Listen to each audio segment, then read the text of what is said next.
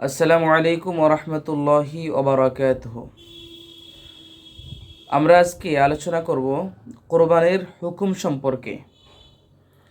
আল্লাহ সুবহানাহু ওয়া তাআলা কোরআনে কারিমে সূরাতুল কাউসারে বলছেন, ফাসল্লি লিরাব্বিকা ওয়ানহার, অতঃপর তোমরা তোমার প্রভুর জন্যে, রবের জন্যে নামাজ পড়ো এবং কোরবানি করো।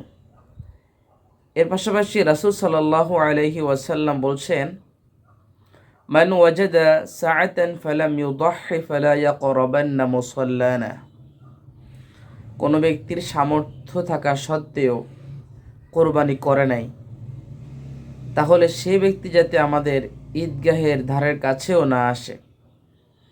এভাবে আরেকটি হাদিস এসেছে যে আল্লাহ নবী সাল্লাল্লাহু আলাইহি ওয়াসাল্লাম বলছেন, মান কানা লাহু সাআতান ওয়ালাম ইউদাহহি ফালা ইয়াকরাবান্না মুসাল্লানা, যে সামর্থ্য থাকা সত্ত্বেও কোরবানি করলো না, সে যাতে আমাদের ঈদগাহে না আসে।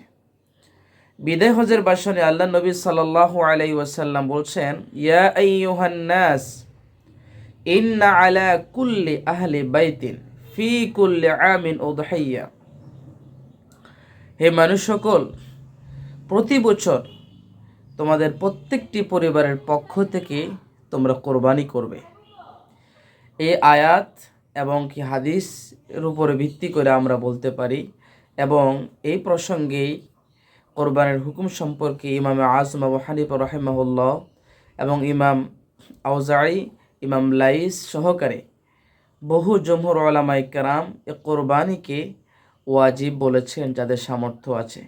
যে ব্যক্তি সামর্থ্য আছে ওই ব্যক্তি কোরবানি দেওয়া তার জন্য ওয়াজিব। ওয়াজিব তরক করলেই কবিরা গুনাহ হয়। সুতরাং যাদের সামর্থ্য আছে তাদেরকে অবশ্যই এই ওয়াজিবের হুকুম পালন করতে হবে। এখন কতটুকু সম্পদ থাকলে পরে অথবা কত অর্থের মালিক হলে পরে কোরবানি ওয়াজিব হবে সেটি বলা হয়েছে। যেমন কারো কাছে যদি 52.5 তোলা রূপার সমপরিমাণ অর্থ মজুদ থাকে, কোরবানির দিনগুলোতে শুধু 52.5 তোলা রূপার বর্তমান বাজারজাত মূল্য হচ্ছে 60 থেকে 70,000, 60 থেকে 70,000 টাকা। এই পরিমাণ অর্থ কারো কাছে যদি থাকে তাহলে ওই ব্যক্তির জন্য কোরবানিটা ওয়াজিব হয়ে যায়। ওই ব্যক্তিটাকে অবশ্যই কোরবানি করতে হবে।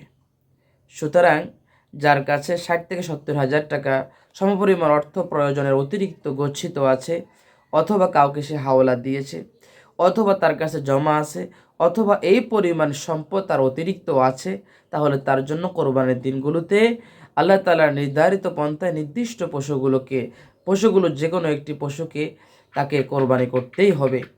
তার উপরে কোরবানি করা ওয়াজিব। যাদের উপরে কোরবানি ওয়াজিব নয়, এনারাও তো চাইলে কোরবানি করতে পারেন যে কোনো একটা বকরি দিয়া, অবশ্যই সেটা মহা নিয়ামতের ভাগিদার হতে পারবে সেই।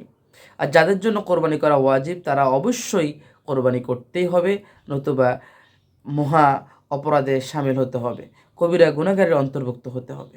আল্লাহ বোঝার তৌফিক নসিব করুক, আমিন।